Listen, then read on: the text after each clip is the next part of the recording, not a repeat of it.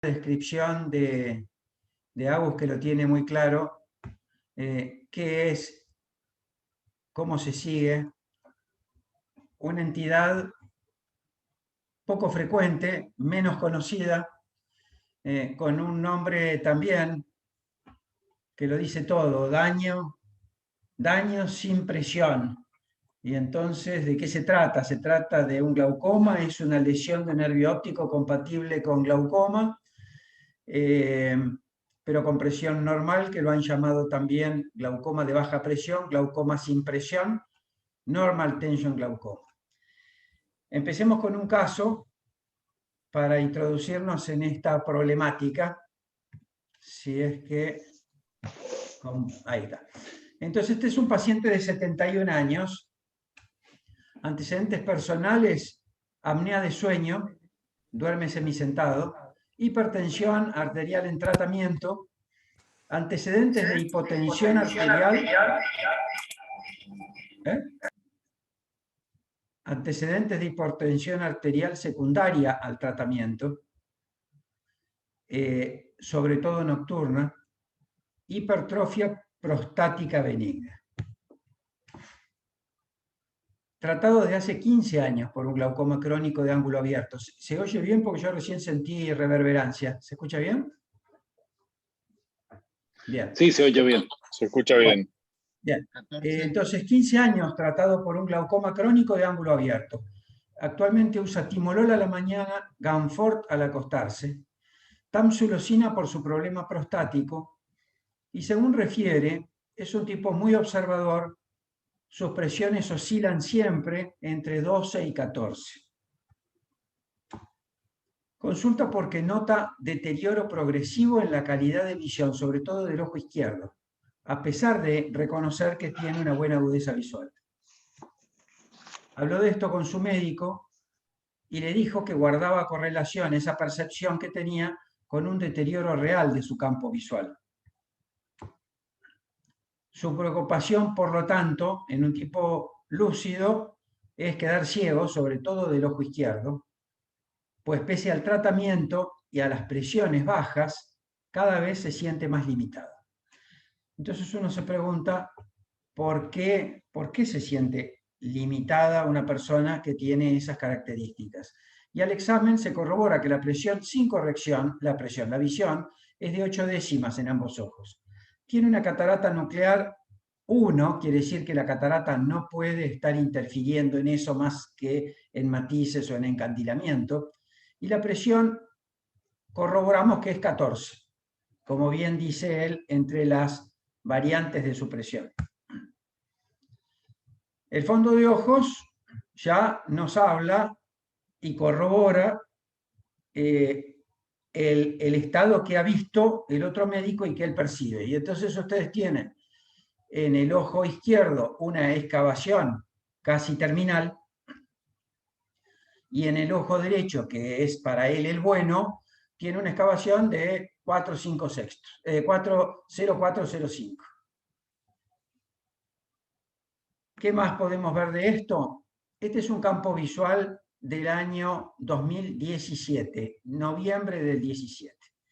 Y ustedes ven en el campo visual izquierdo un deterioro importante inferior, donde, a ver si corro esto de este lado, donde ustedes ven que la sensibilidad media acá abajo, la sensibilidad media marca la percepción de la capacidad del paciente para ver las isópteras, que suele ser alrededor de 26-27 decibeles, se miden decibeles, sobre todo acá para el octopus da positivos, y él tiene en ese momento 15,8 acá, y ustedes ven en la línea de Bevi acá abajo cómo se aleja de la normalidad en el caso este, debido a estas alteraciones severas de la sensibilidad. Recuerden que cuando aparece esto, en realidad se considera que ya hay una cantidad muy importante de fibras afectadas, alrededor del 50%, 40-50% se dice, se estima. El otro ojo izquierdo, ustedes ven que la sensibilidad casi es de 26, y por lo tanto la curva de Bevi está ahí acercándose abajo por estas alteraciones.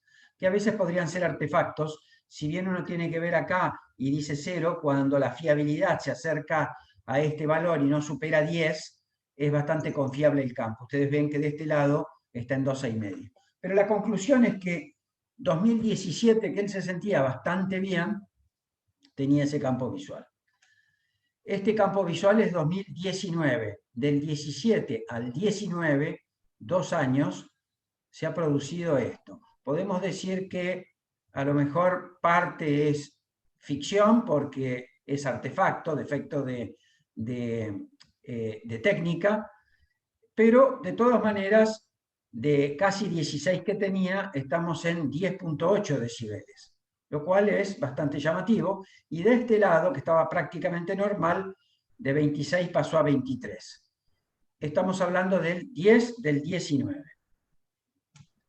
Y este es el campo visual que lo obligó, lo incitó a consultar, porque él ahora sí nota lo que no notaba en ese momento. Y es una dificultad para manejarse si cierra el ojo derecho. Y ustedes ven que la sensibilidad ahora es de 5,3. También en este otro ojo la sensibilidad ha caído. Si bien estos sí pueden ser artefactos, estas cosas, alteraciones periféricas desconectadas del otro ojo, pueden ser no manifestación de progresión de glaucoma, sino defectos de técnica. Pero pasó de 26 a 19. Ustedes ven que ahí arriba tienen ese escotoma que en realidad acá se ha agravado y esta parte sí puede ser real. Bueno, la cuestión es que la consulta del paciente por dificultad progresiva, a pesar del tratamiento que realiza y de las presiones teóricamente normales, es llamativo. ¿Qué podemos? Les voy a mostrar algo que les mostré la vez pasada, porque es interesante. Uno tiene que saber que más o menos están calculadas las células ganglionares en 8 millones, estándar. Y hay una pérdida por año de 50.000, o sea, hay un 0,5% de pérdida normal por año, que equivale en decibeles del campo visual a 0,1. Para un campo visual de 26 le sobra bastante, o sea, uno puede perder en su vida bastante cantidad que nunca va a llegar a superar el 10%. El daño de 10 decibeles y le siguen quedando 16. Y es raro que lleguen. Ahora, en un campo visual no tratado, se calcula que entre 0,5 y 1. Sí. Ignacio, con esa pérdida fisiológica, ¿uno nota algo? ¿Se nota algo? Por ejemplo, si uno pudiera hacer su comparación a los 70 de cómo veía a los 7. No, porque pierde 0,1 por año. O sea, en 10 años perdió 1. No, 0,5 dijiste. No. Eso en 20 años perdiste el 10. Eso es en patológico. En normal no. Ah. El equivalente en normal es 0,1 por año. Quiere decir que en 10 años perdiste 1 decibel solamente. De 26 tenés 25. O sea, que termines tu vida con 20 decibeles es asintomático, no pasa nada. Eso es por apoptosis, eso es normal. Ahora, si este paciente en vez de perder 0,1 pierde 1 decibel al año, en 10 años perdió el 40%. Lo que tenemos que tener en claro es que este paciente en 4 años perdió 6 decibeles. Entonces, es llamativa la velocidad y en realidad está ante un riesgo real de pérdida de visión de ese ojo. Y si lo dejamos del otro también. Ahora, fenómeno, esa es la realidad y no nos dice mucho más de lo que él mismo nos dice. Tengo la sensación de que me quedo ciego porque rápidamente estoy viendo que se deteriora mi calidad de visión. Bueno, eso es dramático. Entonces, si teníamos ese campo visual inicial, pero que ya tiene daño, obviamente, en el 17 tiene ese campo, pero tenía 15,8, o sea, 16, y hoy tiene 5, perdió 10 decibeles en 4 años. 10 decibeles en 4 años. Es lo que tendría que haber perdido en su vida casi. Entonces, uno podría decir de antemano que este ojo está prácticamente perdido. Cuando uno ve eso y esa velocidad, asume que ese ojo es poco probable que se salve, que podamos hacer algo. El tema es que el otro ha caído también 6 decibeles. No lo nota todavía porque es su ojo bueno.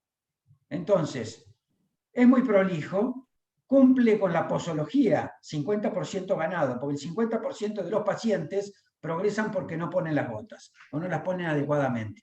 En el caso de él podemos asumir que es muy probable que sí lo haga.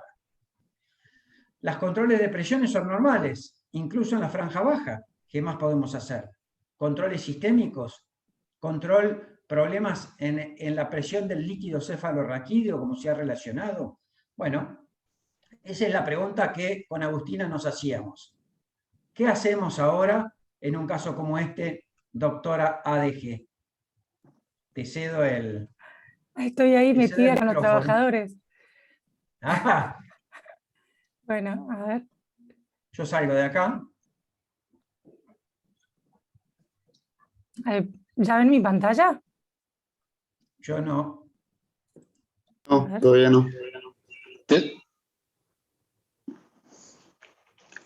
Ahí, pongo mi pantalla. No, Ahí la ven. ahora sí. Ahora sí. Y si, a ver, me aparece acá una cosita. Puedo poner, si pongo vista moderador, ustedes ven, ¿qué ven? ¿Ven mi moderador? Sí, leemos tus notas y todo. Ok, vamos a sacarla. Bien, perfecto. Bueno, entonces en base al caso que les acaba de mostrar Ignacio, vamos a charlar un poco acerca del glaucoma de presión normal. Él ya lo definió, pero bueno, es brevemente el daño glaucomatoso del nervio óptico con presiones dentro de un rango estadísticamente normal. Pero si tomamos en cuenta que los valores de normalidad o anormalidad en realidad son arbitrarios y definidos estadísticamente, y que el glaucoma se puede desarrollar con cualquier valor de presión ocular, esto ya lo sabemos hace rato, entonces está en discusión si el glaucoma de presión normal se puede considerar o no una entidad verdadera. Agus, una pregunta. Sí. Perdón que interrumpa. Sí. Antes de ponerle el mote de presión normal, ¿no habría que hacerle una curva de presión? Sí, bueno, sí, claro, un montón de otras cosas hay que descartar Bien, para Pato. ponerle... Sí, sí, sí. De eso vamos a charlar un poquito ahora. Pero bueno, ¿Y su catarata qué rol cumple ahí? también vamos a hablar de eso después, me parece, ¿no, Ignacio? ¿Cuánta Sí, charla que va a señor. haber hoy? Esto fue una introducción para Sí. hablar de este tema y después vamos a completar el caso cuando Agustina haya definido y ahí sí esperamos su participación para ver todas estas ideas que son Correcto. realmente interesantes. Correcto. Bueno, surgen dos corrientes frente al glaucoma de presión normal. Están los que lo critican y los que lo defienden. Los que critican el concepto dicen, ¿por qué le vamos a poner un nombre diferente a algo que ya existe? Es el glaucoma de ángulo abierto, no hay nada, es indistinguible del glaucoma normal, digamos, del glaucoma de ángulo abierto. No tiene nada en el nervio óptico que lo identifique, ¿cómo se dice? Perdón. Los patrones del campo visual son iguales que el glaucoma de ángulo abierto y si está dañando esa presión, entonces no la podemos considerar normal, así que es fútil el concepto de glaucoma de presión normal. Y después están los que defienden el concepto y dicen, esperen, vamos a dejarlo como un grupo aparte, porque claramente son pacientes y ojos que son más susceptibles a presiones más bajas, entonces quizás la fisiopatología, el mecanismo del daño es distinto al que vemos en el glaucoma de ángulo abierto. Vamos a dejarlo como vías separadas hasta que sepamos qué es lo que está pasando en estos ojos.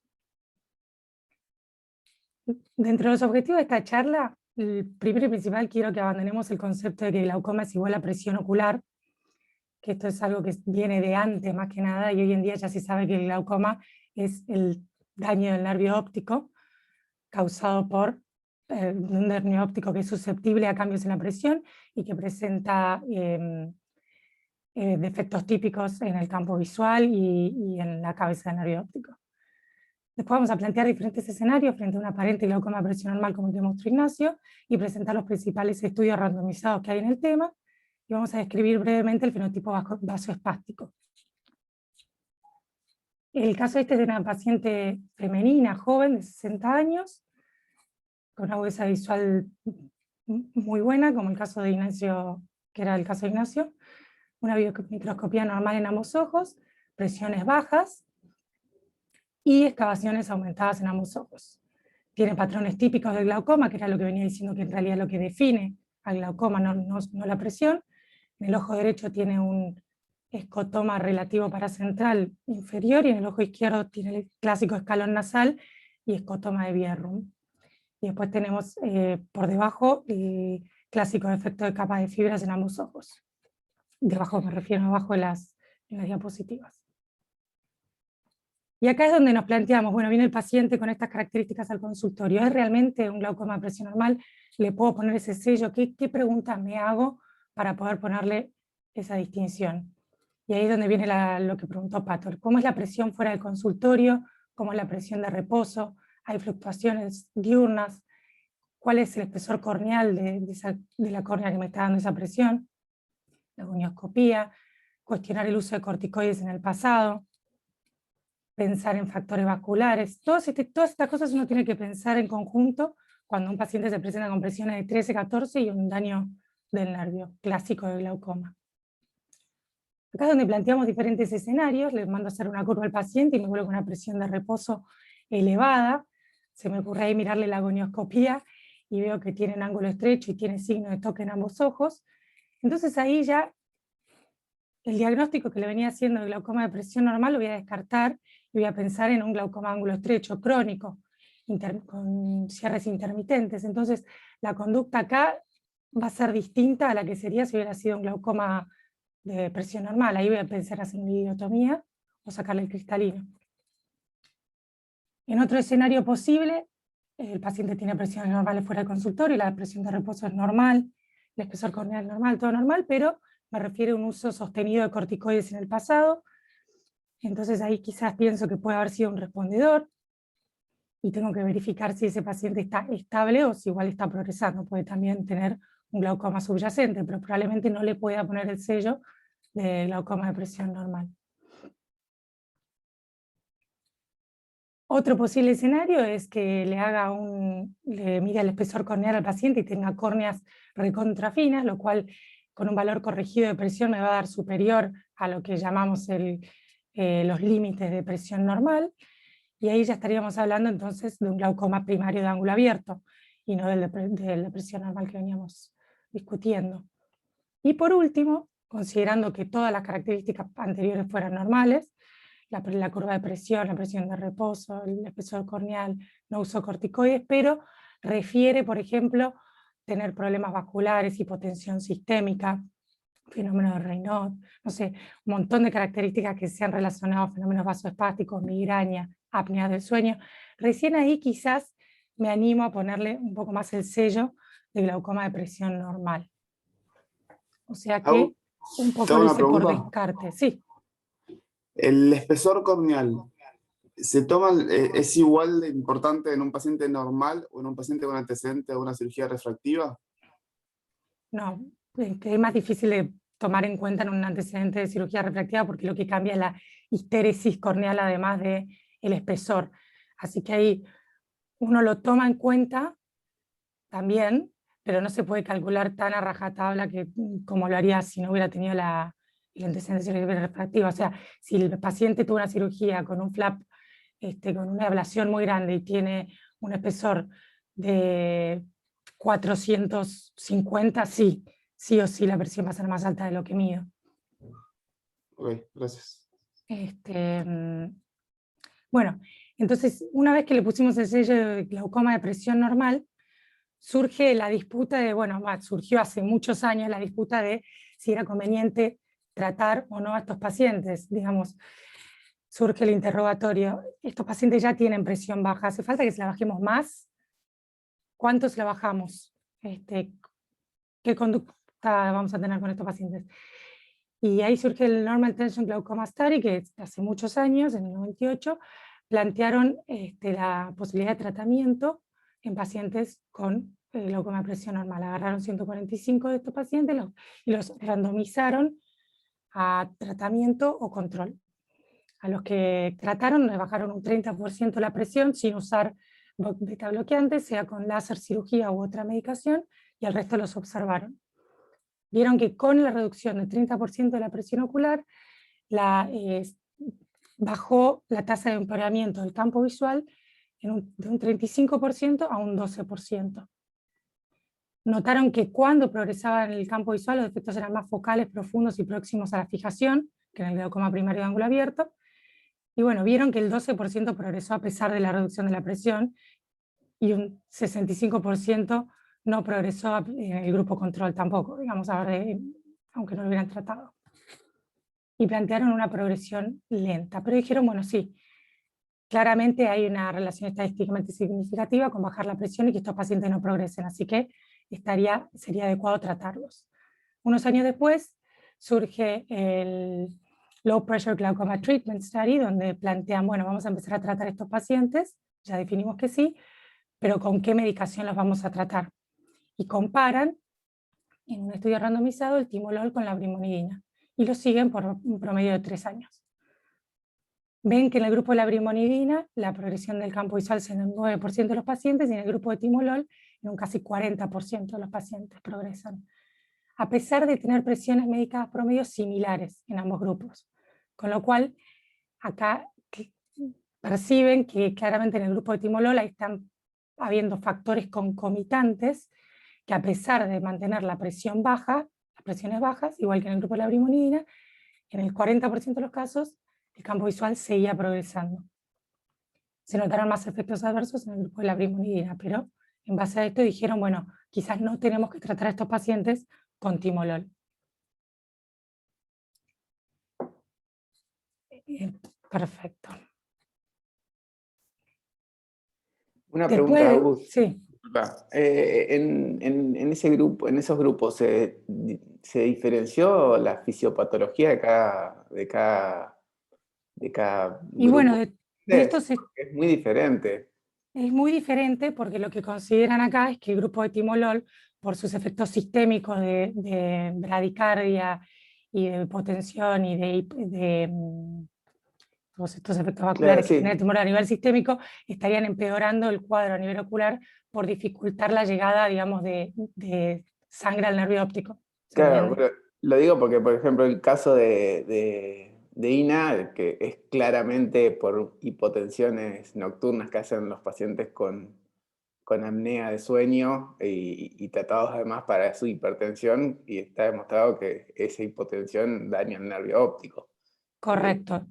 Bueno, eso fue lo que surgió en estos estudios. Es como muy diferentes todas las Que al tener fisiopatologías. tanto efecto, sí, correcto. Entonces, por eso se sospecha que el glaucoma de presión normal tiene una fisiopatología diferente al glaucoma de ángulo abierto, donde los factores vasculares juegan un rol recontra importante. Y perdón, Agus, también hay que recordar que el timolol, por su mecanismo de acción, tiene efecto prácticamente nulo de noche, porque inhibe la producción de humor acuoso, y de noche la producción de humor acuoso de por sí ya está limitada.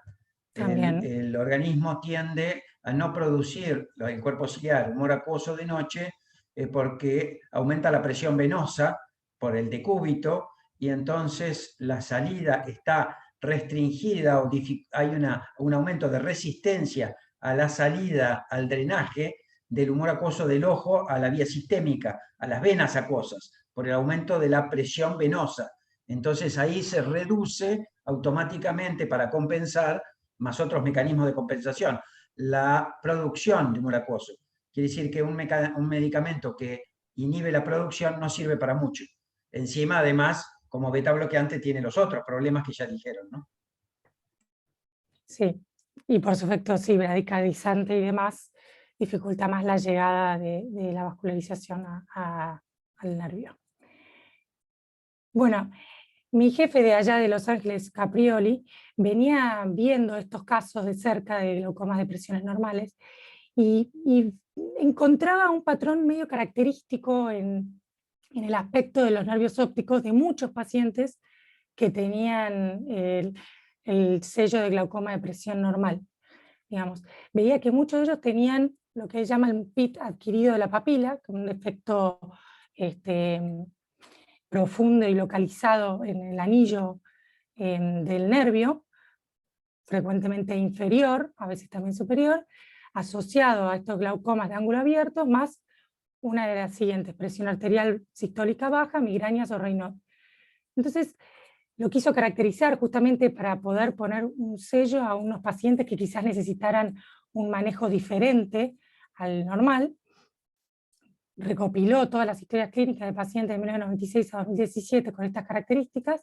Se dio cuenta que la gran amplia mayoría eran mujeres, jóvenes, con edad promedio de 50 años, 55 años, y el 80% tenía este daño focal dentro de los 10 grados centrales en el nervio óptico, y la amplia mayoría, casi el 90%, tenía este PIT inferior que describe él.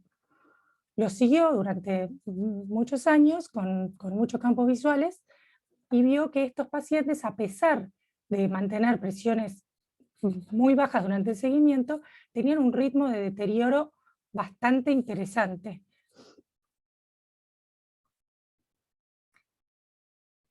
Este es el tipo de lesión típico que se ve en estos pacientes, el que ven a la derecha, un escotoma paracentral que acá ya está transformando en un bierrum, y ven en el nervio óptico el pit de papila inferior, ese circulito grisáceo que se encuentra en el anillo del nervio. Y vio que todas estas pacientes referían, bueno, la migraña, clásicos problemas vasoespásticos sistémicos, asociados también a este daño focal en el nervio óptico. Entonces dijo, estos pacientes quizás necesitan un tratamiento diferente al que venimos haciendo en el glaucoma de presión normal. Estos pacientes quizás necesitan cirugía con presiones mucho más bajas, tienen un ritmo de progresión más alto que los glaucomas de presión normal o los glaucomas de ángulo abierto, a pesar de mantener presiones bajas. Estos pacientes sí toman medicación antihipertensiva, no la tienen que tomar a la noche, por lo que veníamos diciendo también previamente. Perdón. Y bueno, lo denominó fenotipo vasoespástico. Es una entidad que existe, es una entidad que si uno la empieza a buscar, la encuentra, entonces hay que estar atentos. Perdón. Como conclusiones de lo que veníamos charlando, el glaucoma de presión normal es un diagnóstico de exclusión. Es difícil ponerle el sello sin pensar en todas las otras posibilidades de diagnóstico cuando el paciente llega a la consulta. Y ante un caso de daño de nervio compatible con glaucoma y presión normal, tenemos que pensar en todas las causas que mencionamos previamente, preguntar al paciente, aunque ellos no lo refieran, si tienen presión arterial baja, migrañas, apneas o cualquier cosa que nos indique fenómenos sistémicos vasculares que puedan empeorar el cuadro. Considerar hábitos personalizados para cada paciente, como decía antes, fijarse cuando toman la medicación antihipertensiva, evitar los betabloqueantes, no darle estímulos a estos pacientes. Se hizo una encuesta de práctica médica a muchos oftalmólogos sobre qué hacían con pacientes de glaucoma de presión normal, con qué medicación empezaban a tratarlos, y el 80% dijo que empezaban con prostaglandinas, y casi nadie les da timolol por todos estos fenómenos que charlamos antes, y prestar atención al fenotipo vasoespástico. Algo que les quería mencionar, que Ignacio siempre dice que el glaucoma agudo es un signo de alarma, que el glaucoma agudo es un signo de alarma, pero que nos protege del daño, en el caso del glaucoma ángulo estrecho, digamos. Y yo quería decirles que la presión alta es, perdón, vuelvo a empezar. Que el glaucoma de ángulo agudo es el glaucoma de ángulo estrecho, la presión elevada, el glaucoma primario de ángulo abierto, porque son alarmas que asustan pero que protegen, porque nos permiten detectar tanto el ángulo estrecho como el ángulo abierto tempranamente, y no cuando se llega hasta estadios tardíos e irreversibles. Y como mensaje final les quería hablar de los 3 indicadores claves en el diagnóstico y seguimiento del glaucoma, que en realidad son nada más y nada menos que el nervio óptico. Y la presión no nos importa demasiado. Les pido disculpas, tuve una muy mala noche y no dormí, así que no pude dar muy bien la charla, pero Ignacio, seguimos.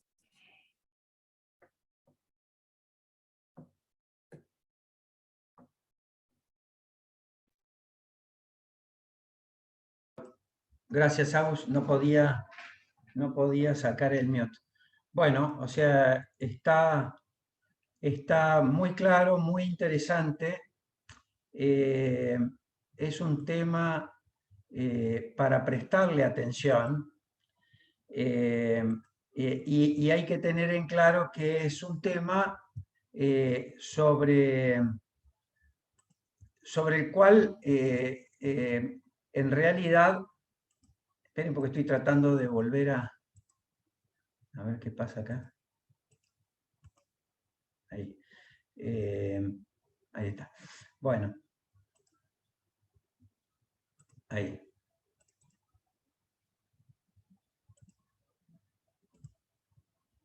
¿Se ven? Bueno, entonces, es un tema de descarte, es un diagnóstico de descarte, es un diagnóstico al cual se llega porque hemos descartado las otras patologías, que son mucho más frecuentes que esta. Y a veces uno realmente duda sobre la existencia. Cada tanto hay algún paciente que, bueno, a los conocimientos de hoy, uno dice, debe ser esto porque no encuentro otra razón. El problema es que en general esos son de progresión más lenta. También es cierto que cuando uno encuentra un nervio óptico con mucho daño y todavía casi sin defecto de campo visual, debe saber que cuando empiezan los defectos, al principio la progresión es más rápida. Es como que debió haberse manifestado antes y no lo hizo por la técnica, pero una vez que empieza la progresión, a veces preocupa. Ahora, en el caso preocupa mucho por la velocidad de la progresión. Y debo decirles que en realidad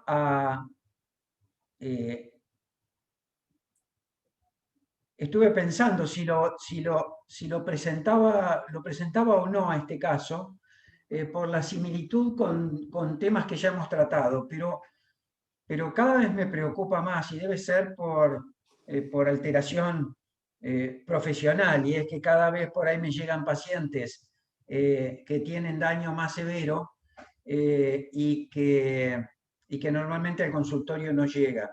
Pero es bueno, en realidad, que no me lleguen los pacientes así, y es porque las personas, los jóvenes que los han visto antes, han podido diagnosticar adecuadamente este tipo de problemas, estas patologías, y los han tratado.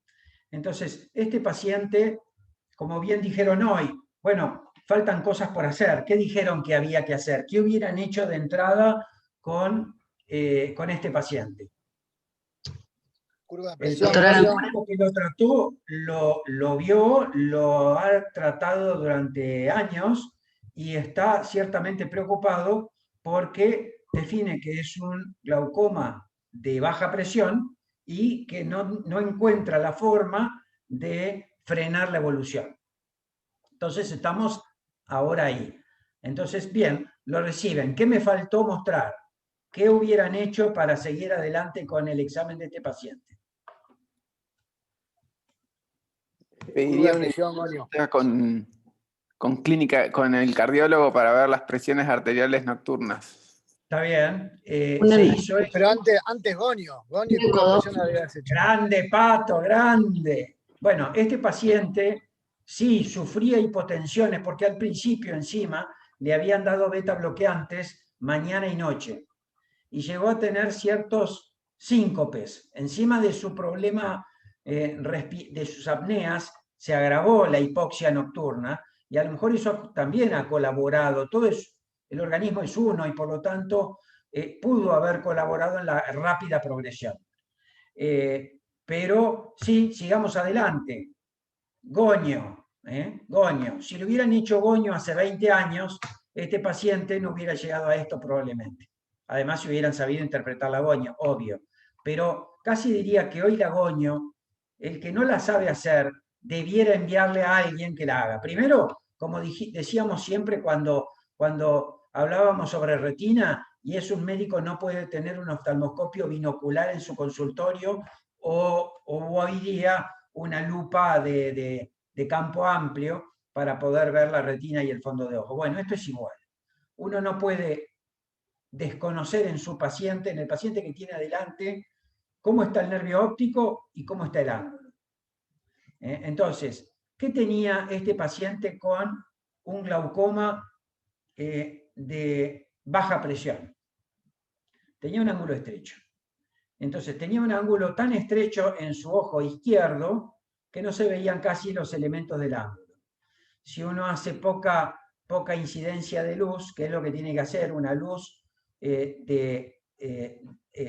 angosta y poca intensidad, uno permite que la pupila no se dilate, enfocada directamente al ángulo y no a la pupila. Uno permite que la pupila no dilate, que no reaccione a la luz, y entonces haga cierta midriasis con el consultorio con las luces apagadas. Entonces ahí uno ve que en este caso está el perfil del iris acá, esta es la córnea, y no llega a ver ningún elemento del ángulo. Entonces eso es un ángulo ocluible por definición.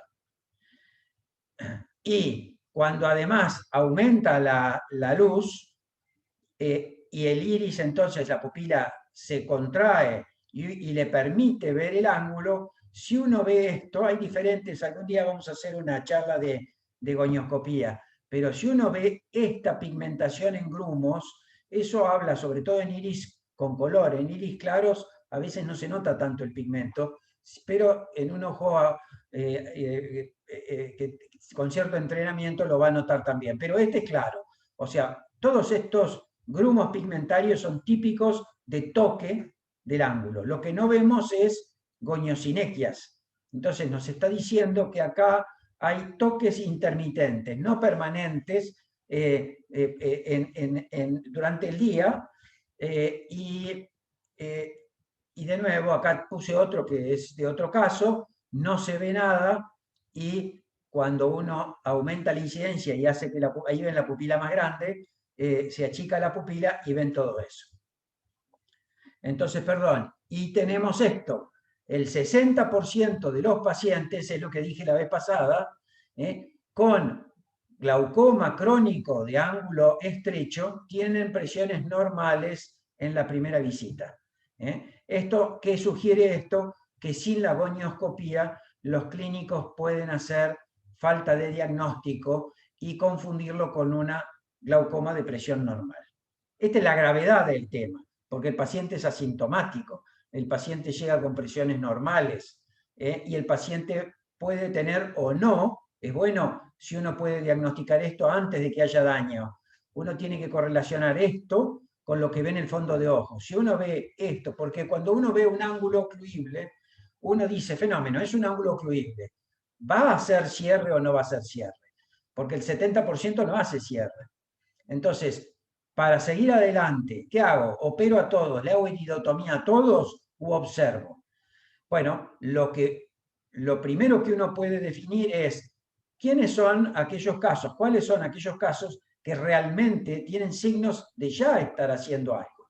Los que tienen un daño inicial de nervio óptico, pero son nervios ópticos asimétricos, raros, con un notching, y que además tienen signos de toque. Entonces yo digo, este paciente, aún con presión normal, aún con campo visual normal, este paciente está haciendo un daño progresivo del nervio óptico, aún con presión normal. Entonces, bueno, son más casos, ustedes ven, acá no se ve nada, acá de nuevo se abre, este no tiene pigmento, por ejemplo, entonces este es un ángulo ocluible, pero sin ningún antecedente. Hay otras cosas que son interesantes, que la hablamos la vez pasada, y es que si uno espera que el paciente diga que tuvo náuseas, vómitos, visión borrosa, probablemente se lleve un fiasco porque el paciente normalmente no lo ha tenido.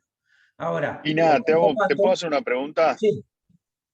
¿Por qué el umbral para hacer iridotomía periférica no es mucho más bajo? O sea, ¿por qué no se le hace a un montón de personas que tengan algún riesgo de ángulo ocluible? ¿Cuál es la contra? Bueno, ahora te lo muestro un poquito más adelante, pero fue un tema que los orientales trataron mucho porque el 10% solamente hace esto, entonces estarías haciendo al 100% de los ángulos ocluibles en Oriente iridotomía, y solo el 10% podría tener una resolución favorable. Y aún así en ese 10% no siempre es efectivo. Ahora lo vemos. O sea Pero que entonces, no sirve tanto. no sirve, no es para hacer iridotomía y decir, tiene iridotomía y ya estamos. Me quedo tranquilo. Me quedo tranquilo. Ahora se los muestro. Pero eso es muy Bien. interesante esa pregunta. Por eso mismo, porque además se discute. No, porque me en da la todos sensación por esta presentación que hay un error diagnóstico gigantesco en la oftalmología, como que estamos tratando como ángulo abierto un montón de ángulos cerrados, porque veo Así un es. montón, veo que presentás un montón, Es que algunos de los cuales los conozco, pero... sí, bueno, este es uno de tan los así. que conoces. Me también preocupa demasiado la cosa por eso, porque Sí. los veo cuando casi es tarde, como en este caso. Entonces uno dice, pucha, todos tenemos un error, y yo ahora me preocupo y por ahí soy consciente de que antes por ahí no le hacía gonioscopía a todos, porque uno dice, ¿para qué vas a perder tiempo? ¿Qué vas a hacer? Bueno, lo primero que diría es, hagan Van Herrick, miren el fondo de ojos. Si tienen algo raro en el fondo de ojos, hay que hacerle gonioscopía. Si dudan con el Van Herrick, hagan gonioscopía. Pero sigamos, porque esto es interesante. Este paciente... Perdón, Ignacio, Sí. una observación que vos no dijiste, pero que yo la he visto, Sí. es que no es totalmente inocua la iridotomía. Yo he visto casos de iridotomía que han hecho reacción inflamatoria, uveitis, cataratas, de todo. O sea, he visto personas que perdieron un ojo por una iridotomía. Entonces tampoco llegaría a hacerle, claro, tampoco llegaría a hacerle a todo el mundo, especialmente por alguien que no es experto. Así que no hay que... Es como tratar un látiz, no hay que tratar todos los látiz. Es correcto, esa es Y la una el mismo última parangón. pregunta. Una pregunta más. ¿Este paciente era hipermétrope o no? No, 10 décimas de visión, no 8 décimas de visión sin anteojos. Tenía Sin todo corrección. para no ser un ángulo estrecho. En realidad es eso, y por eso se lo comieron tanto. Y pero puedo además hay hacer una otra. pregunta más y abusar de tu amabilidad de contestarla. ¿En qué, digamos, si vos tenés un paciente que se sienta en tu lámpara de hendidura y vas a pensar que más candidato, ¿cuánto de hipermetropía te empezás a decir este va a tener? O sea, te empezás a pensar que este lo tengo que revisar especialmente bien porque tiene más riesgo de tener cierre angular. Bueno, ¿A ahí es partir de cuánto interesante. de hipermetropía? ¿O no Claro. es tan así? Ahí es interesante porque este encima era hombre. ¿Cuál es la estadística? En realidad, la estadística de cierres angulares es abrumadoramente superior 3-1 en mujeres, y que son mujeres hipermétropes. ¿De cuánto? Y a partir de 4. O sea, una mujer con 4 de hipermetropía, igual las mira todas, pero 4 de hipermetropía, mujer, y yo empiezo a ver bien el ángulo. Porque en general ya empiezan a tener un ángulo, si no ocluible, un ángulo 2. Y además, en la medida que pasa el tiempo, con el cristalino que crece, ese ángulo se va cerrando. Entonces tampoco hay que decir a los 40 que tiene un ángulo 2, que no pasa nada, y no verla, y no seguirla. Hay otros agravantes, y es lo que se llama personalidad depresivas, que toman ansiolíticos, que toman medicamentos para dormir. Todos esos aumentan el riesgo de bloqueo del ángulo. Por eso si ustedes leen los prospectos de todos esos, salvo el diazepam, todos los demás dicen contraindicado en el glaucoma de ángulo estrecho. Entonces, pero sí, mujeres hipermétropes, y 4 es un valor. Igual yo lo miro a todas, porque con esto el problema es que tengo una incidencia de estos casos mayor a lo que habitualmente se ve. Como pueden decir, bueno, vos en los casos de plástica, los que hacen retina en retina, empiezan a ver a todos los pacientes con algo en la retina, y en realidad en el consultorio habitual eso no pasa. Pero bueno, hay que saber que el 0,5% más o menos, si el 2,5% es de glaucoma de ángulo abierto, es una tercera parte es casi de ángulo estrecho. Pero acá se ve mucho el iris plató, Así que hay que tener también cuidado con eso. Ahora, este paciente tenía otras características que se las dijo al otro médico y que pasaron desapercibidas. Esto no. Él dice, desde hace 2 meses me preocupo porque en 2 oportunidades me levanté sin ver del ojo izquierdo. Y vos decís, bueno, opa, este ya es de los que además probablemente esté haciendo síntomas dentro de los que están en el 10%. Por eso Agus decía eso de ojalá haga un glaucoma agudo. En realidad yo digo, ojalá los ángulos estrechos hicieran un glaucoma, un cierre angular agudo, digamos, temprano, antes de haber pasado por múltiples cierres intermitentes que fueron desapercibidos. ¿Por qué? Porque es difícil que, a menos que esté en el medio del campo, un glaucoma agudo se quede ciego. Si se agarra a tiempo, ese glaucoma no se queda ciego. Entonces, pero ese mismo que no hace nada y que uno lo encuentra a esta edad y recién ahora empieza con daño, como me pasó con otro caso que vi la misma semana, y por eso dije, los tengo que poner, entonces ahí llegaste tarde. Está bien, probablemente salvemos el otro ojo, pero con ese daño, es probable que hagamos lo que hagamos, enlentezcamos la evolución, pero el daño persista. Entonces, hago una pregunta más. Sí. Perdón. No, dale, otro que no haya preguntado tanto. No, a ver, pensando esto, así como todo paciente que uno revisa por primera vez y le tiene que hacer un fondo de ojo para ver cómo está, aunque no sea miope, ¿no se merecería a todo el mundo una gonioscopía en algún momento? Sí, por supuesto. Por supuesto. A menos que sea un ángulo claramente abierto, un miope, que tiene una cámara profunda. Bueno, vos podés hacerle una gonioscopía si encontrás algo de un nervio óptico raro para ver si tiene un pigmentario y no un cierre angular, es más raro. Pero ¿Tenés algún huequito antes de empezar la mañana hoy? ¿Eh? Quiere hacerse una gonioscopía. ¿Tenés un huequito antes de empezar la mañana? ¿Me queda muy borrosa la visión? Bueno, además, te digo que además tiene una base genética interesante el ángulo estrecho. Tiene su antecedente familiar. Pero bueno, pero de nuevo, casi el 90% no hace nada. El problema es que a mí me llega el 10%. Entonces, para mí casi es todo. Pero cada vez uno ve más cosas. Bueno, una pregunta. Sí. ¿Cuánto influye el crecimiento del cristalino o las modificaciones del cristalino en estos pacientes? Sí, influye con la edad. O sea, un paciente que a los 40 tiene un ángulo 1, a los 60 agarrate, porque con el crecimiento del cristalino está en alto riesgo. Porque a veces quizás están llegando tarde porque consultan por las opacidades en el cristalino, en realidad, y por eso están llegando tarde. O sea, cuando ya se modificó el espesor del cristalino y obstruyó el ángulo. Sí, pero porque el médico tratante tampoco pensó en eso. Al no pensar en la existencia de un ángulo ocluible, vos le atribuís todo a otras cosas.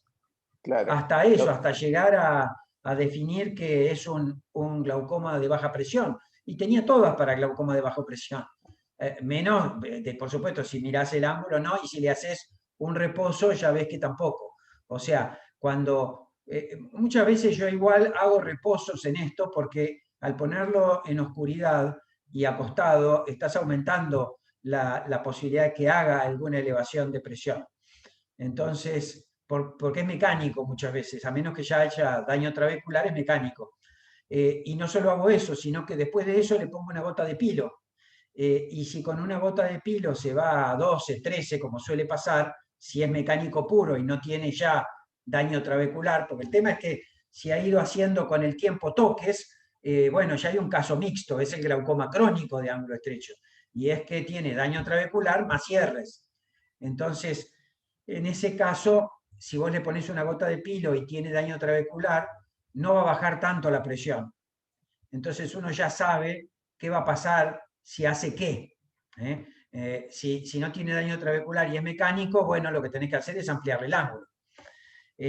Bueno, este tenía 26 y encima estos episodios últimos que le estaban generando, y probablemente sean los responsables de esa gran diferencia en 2 años en el deterioro del campo visual. Significa que en 2 años más, perdía ese ojo. Y empezábamos con daño del otro severo, porque si ven ahí, está en 26 el otro ojo también. Entonces, de nuevo esto, síntomas frecuentes, todo eso. ¿Qué pasa con eso? No hay que dejarlo pasar, pero como les mostré la vez pasada, son síntomas que en la población general también se dan. Ustedes vean que visión borrosa a la mañana, miren, esto es normal, el celeste, y lila, violeta, qué sé yo, azul más lila, bueno, no hay tanta diferencia. De noche, de nuevo, ojo colorado, a la noche, náuseas y vómitos, o sea, puede llevar a una confusión. Esto es lo que no lleva a confusión. Esto es lo que a uno, siempre digo, esto es lo que me gustaría tener en un paciente que no tenga daño, que haga esto. Ahora, habitualmente tienen esto más daño, porque vinieron haciendo cierres transitorios. Esta era una mujer que tenía en este ojo, hizo un cierre angular bilateral. En un ojo tenía 0,7 y en el otro 0,4, una cosa así. Bueno, yo le dije, te salvaste porque te salvaste de la ceguera gracias al mal rato que pasaste. Y entonces, ahí tenemos iridotomía. ¿Cuándo la iridotomía sirve? Sirve en estos casos. Ustedes tienen, el ángulo igual está abierto, pero tiene un grado de bloqueo pupilar que se ve, perdón, esto es la córnea, este es el iris, este es el cuerpo ciliar, ese es el ángulo. El trabeculado en realidad está ahí. Uno sigue la línea del epitelio pigmentario del iris y termina casi en el espolón escleral, donde se dividen el comienzo del cuerpo ciliar con la esclera, el espolón escleral, que está ahí. Entonces, y arriba inmediatamente del espolón escleral es que está el trabeculado. Bien, cuando tienen esta conformación, esto es un bloqueo pupilar relativo. El iris apoya en el cristalino. En ese caso, una iridotomía, como en este caso, lo que va a hacer es pasar de ese aspecto del ángulo, ven ahí tienen, esto es un Van Herijk 1, a esto, un Van Herijk 2, 3. ¿Por qué? Porque tenía bloqueo pupilar. Ahora, ¿qué pasa cuando le hacemos a todos? Y en realidad el mecanismo no es bloqueo pupilar. ¿Qué tenemos ahí? Tenemos una cámara anterior más plana, esto que se llama bolt del cristalino, el cristalino anticipado, empuja el iris hacia adelante, más una conformación de ángulo ocluible. Y entonces, ¿dónde tienen el espolón escleral? Y está acá el espolón escleral. Quiere decir que el iris está en contacto con el trabeculado. Bueno, en este caso, una iridotomía no cambia en nada la arquitectura. Y el paciente, y uno le hace iridotomía, dice, listo, cierre angular, iridotomía, vámonos a casa, vuelva en 2 años. El paciente vuelve ciego. Entonces, además de los temas que genera de inflamación, la disfotopsia, que la disfotopsia es algo que se ve en los operados de catarata inicialmente también, y son reflejos. La luz que entra a través de la iridotomía puede generar reflejos muy molestos para el paciente, que a veces no se van. Por eso, a diferencia, se hizo una estadística, a ver dónde había que hacer la iridotomía. Se llegó a la conclusión de que casi en el sector horizontal, en el cuadrante horizontal. Uno diría bien arriba, pues no, bien arriba es donde más disfotopsias produce, pero me estoy yendo del tema. Pero entonces, iridotomía está indicada, pero está indicada cuando no hay una cámara plana con un bolt grande, como es este caso de esa paciente. Y entonces, bueno, ahí fue el tema del efecto de la facomulsificación sobre la presión ocular. Cuando uno tiene un bolt importante, entonces uno dice, iridotomía no, ¿qué le hago? ¿Qué hacemos con este paciente? Donde vimos que está haciendo cierres angulares, donde ha tenido una pérdida muy importante de su campo visual y donde está perdiendo el otro. Bueno, la indicación es una FACO. ¿Qué hace la FACO? Amplía el ángulo mecánicamente porque elimina el factor cristalino por una lente intraocular que es una lámina y por lo tanto aumenta el espacio allí. El ideal es que no sea una pieza, que sean las de 3 piezas porque tienen angulación de 10 grados y entonces tiran aún más para atrás todo el diafragma cristaliniano. Pero aún así no se confíen, porque a veces tampoco llega a regular totalmente la presión, sobre todo si hay daño. Entonces, en ningún caso uno puede decir se solucionó el problema. Uno puede decir que el problema mecánico está solucionado. Hay que ver la función. Bueno, ¿qué pasa con esto? Se hizo un estudio interesante, tiene ya varios años. Este es el resultado de una FACO, digamos, exitosa, donde fíjense la diferencia de amplitud de cámara, pero miren también que el ángulo, si bien está abierto, no es un ángulo 3. Acá es una cámara que uno diría, si lo mira acá con Van Hey, dice, ya está, el ángulo es de 3. No, pero el ángulo está abierto, no va a tener bloqueo pupilar y no tiene este cierre angular que tenía acá. Por lo tanto, la posibilidad de que funcione es bastante buena. ¿Qué hay que hacer a veces? Bueno, en algún caso cuando uno ve esto puede agregar además, puede hacer iridoplastía para ampliar esto y puede usar pilocarpina que también amplía esto. El problema de la pilocarpina es que reduce el campo visual. Entonces en un paciente que tenga un defecto de campo paracentral, digamos, que necesita el periférico, que no es lo habitual, pero ahí le va a molestar. Si tiene daño de campo visual periférico, como es lo habitual, bueno, no se va a dar cuenta porque la miosis más o menos afecta, es correspondiente con el defecto del campo. O sea que ahí no hay problema. Pero bueno, esto es así. ¿Qué pasó? Lo que se vio es que, ya lo he mostrado a esto, cuando se hace catarata, cirugía de cataratas en glaucoma de ángulo abierto, fíjense, esto es 2015, o sea, no es de hoy. Pero ya se vio el resultado. El cambio en milímetros de mercurio es de 2.3 milímetros de mercurio, pre versus post. Equivale a un 13% de reducción. 13% no es ni siquiera para empezar a hablar. Cuando uno habla de tratamiento de glaucoma, por lo menos se toma como factor de éxito un 20% de reducción de la presión de base. Entonces, esto no nos sirve ni siquiera para empezar a hablar de eso. Y número de medicaciones tampoco varió. Ahora, si vamos al cierre angular, bueno, la cosa cambia. En los crónicos, donde hay algo de daño trabecular, de todas maneras, uno ve que la disminución de media de presión ha sido de 7 milímetros de mercurio. Y el porcentaje de disminución, 32. Eso tiene otro color. Y además, de 2.0 medicamentos de base, pasa a 0.8. O sea que tienen, de 2 frascos pasan a usar una droga. Y más aún cuando salen de un cierre angular agudo. Ahí la diferencia es abismal. Pasan a tener una diferencia de presiones de 71%. Quiere decir que, bueno, esto es exactamente lo mismo. Bueno, acá va una cirugía. No sé cómo estamos con el tiempo. Agus, ¿vos querías decir algo antes de demorar? No, Doc, no, siga. Entonces, ¿qué es importante? Capaz que dejamos el video, porque el video es, a ver, en glaucoma, lo ponemos así, en glaucoma, decir opero la catarata no es así como así. Lo que uno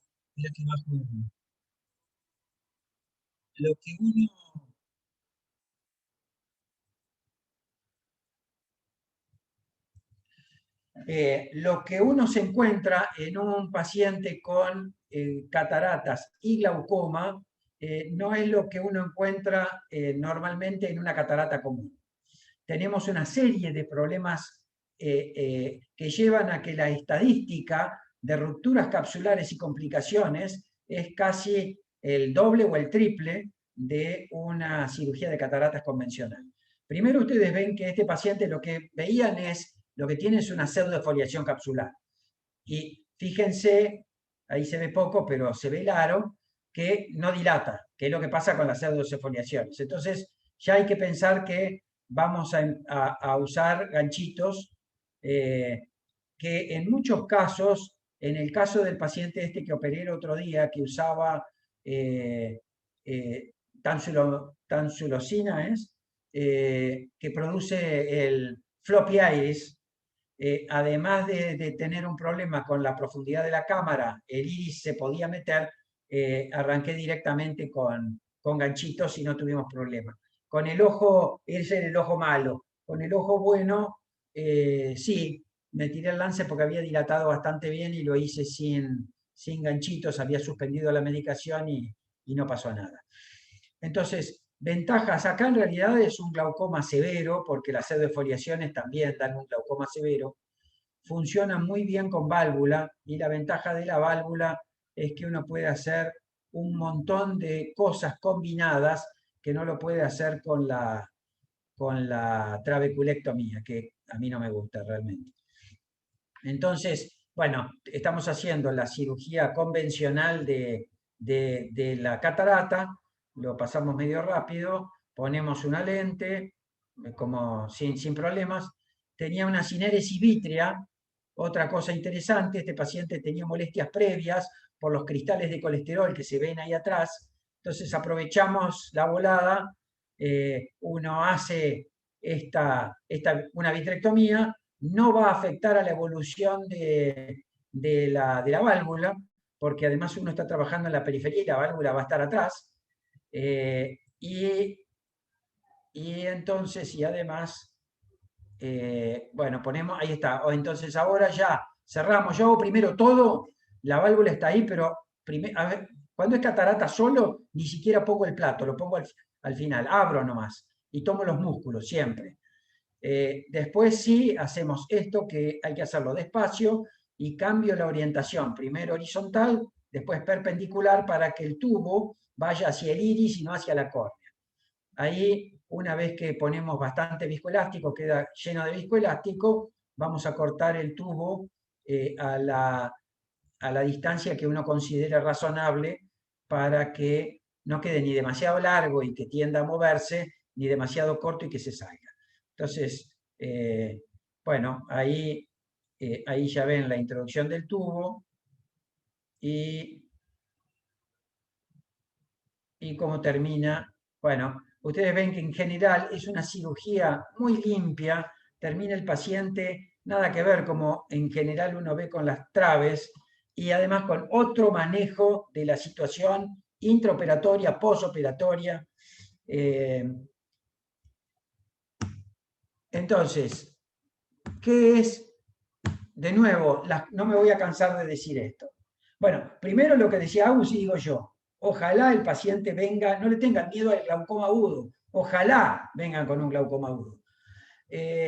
Cuando la incidencia de los pacientes ciegos por la enfermedad es alta, el problema radica en el diagnóstico y no en el tratamiento. Deben considerar que más del 50% de los pacientes ignora que tiene glaucoma.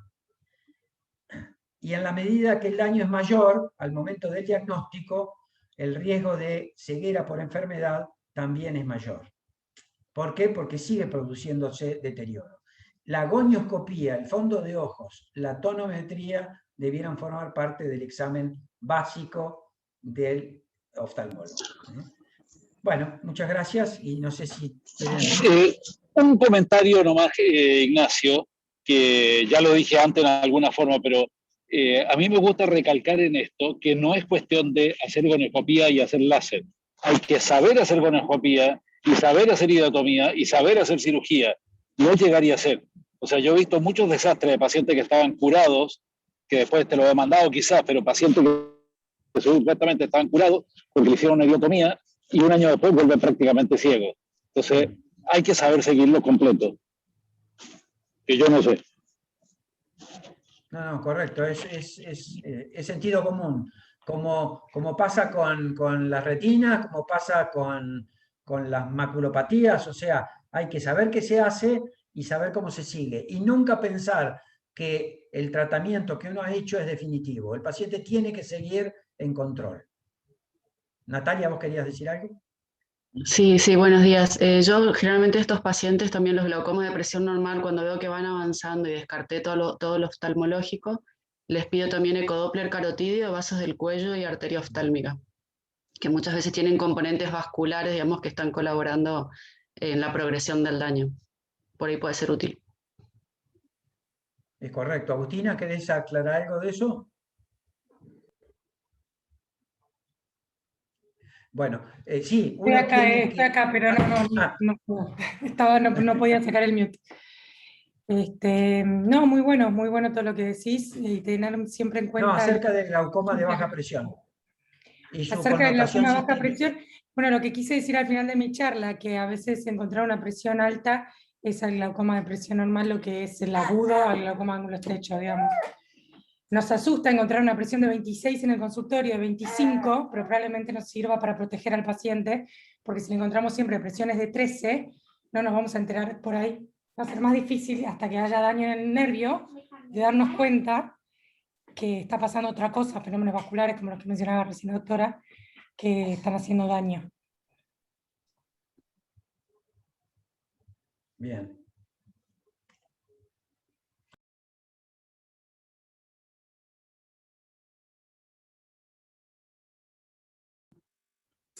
Bien, ¿alguna otra pregunta? Ignacio, estás muteado, no se escucha. Perdón, ahí está. Sí, pensé que lo había sacado y lo puse. Que se está hablando también bastante hace rato, pero de la relación de la presión del líquido cefalorraquídeo, así como uno ve en pacientes con hipertensión endocraniana un edema de papila, y eso altera el nervio óptico, la hipotensión o una hipertensión ocular. O sea, si de la barrera de la lámina cribosa uno tiene del lado del cerebro aumento de presión por encima de la presión ocular, uno ve edema. Si del lado del ojo uno tiene presión más alta, ve que la membrana, la membrana se hace una concavidad y genera daño. Eso se ha visto también en pacientes con con presión baja del líquido cefalorraquídeo, que funciona de la misma manera y estaría generando una lesión por hipoxia a nivel del nervio óptico. Todo eso está también en estudio y no se ha concretado demasiado. No es fácil además hacerle a todos los pacientes punción raquídea, ¿no? Pero bueno, hay que saber que el glaucoma puro de presión normal existirá, y que requiere un examen exhaustivo sistémico, porque deja de ser un problema de presión ocular y pasa a ser un problema de isquemia del nervio óptico por otros factores. ¿Alguien más que quiere participar, preguntar algo? Bueno, siendo 8:40, podemos dar por finalizado el Ateneo. Buenísimo, Doc, gracias. Muchas gracias, Ina y Agus. Gracias. Excelentes los casos.